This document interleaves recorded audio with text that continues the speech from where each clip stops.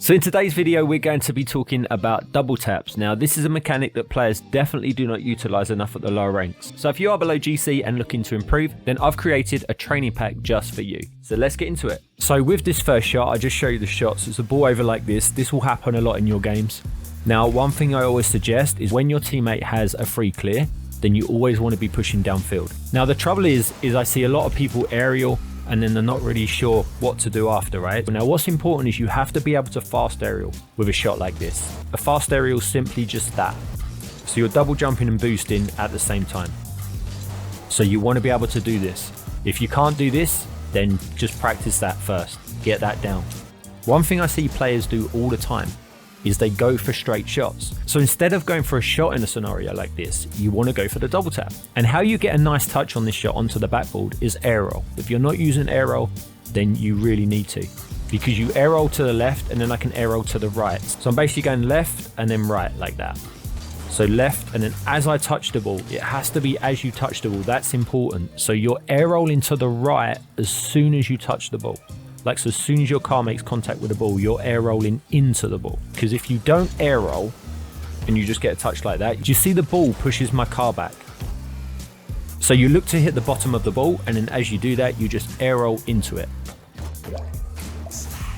And then if you're taking the shot from the other side, so you can just press down to like switch sides, then you obviously want to air roll to the right, then air roll left. So if you're struggling with this shot, I would just say practice getting it to the backboard like that.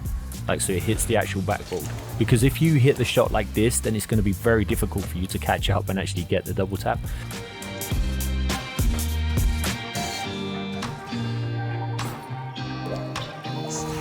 In your games, you will find this scenario happen a lot. So you've usually got a couple in goal, right? And the ball springs out like this, and then you'll try and go for a straight shot like this. So again, this is another scenario where you can go for a double tap. So this shot is different to one, and I think the main reason is with shot one, you was taking your momentum into the ball because you had to follow it, right? You had to get the touch, and then your car, the momentum of your car had to then follow the ball. But with a shot like this, you don't want to do that, because if you try and get your car to follow on a shot like this, then you'll be too close to the backboard, and then obviously it'd be very hard to hit that angle. The important thing here is you want to float, so then obviously it gives yourself a lot of time to position yourself like ready for the actual shot. So you really want to be air rolling through the ball as you go for it, and then obviously that will keep your momentum, you know, going the right way, so when the ball actually comes off the backboard, you're ready to take the shot. The main reasons that you're going to fail with a shot like this is because of this touch right here, that touch. Because what's going to happen is you're going to hit it with your wheels, you're going to hit it like with the top of your car, you're not going to get to the ball quick enough, so the ball's going to go like to the sidewall there. So you really have to just keep practicing this touch over and over again. And you don't want to pull away from the ball like when you're going to hit it, because you might be afraid that you're going to hit the ball too hard, so you kind of pull away like that. You just literally want to follow through like the ball. So now we move on to shot 3, and this is one of the biggest areas where players need to improve. Like, I can't tell you the amount of times in replays I see players just do this. If you have a ball like this in a game, you have so many opportunities. So when I said, like, you know, they just sort of do this, that's obviously like in the lower ranks, like sort of up to about diamond. And then when you start getting into champ, like what I see players do is they try and go for an air dribble here, right? So once again, a really good opportunity to go for a double tap. An important thing here is actually when you jump. I think the biggest mistakes I see players make with a shot like this is they do this. And you see it messes my car up when I get the touch. You see my car goes all wonky. So what you want to do is you want to hit the ball, then jump.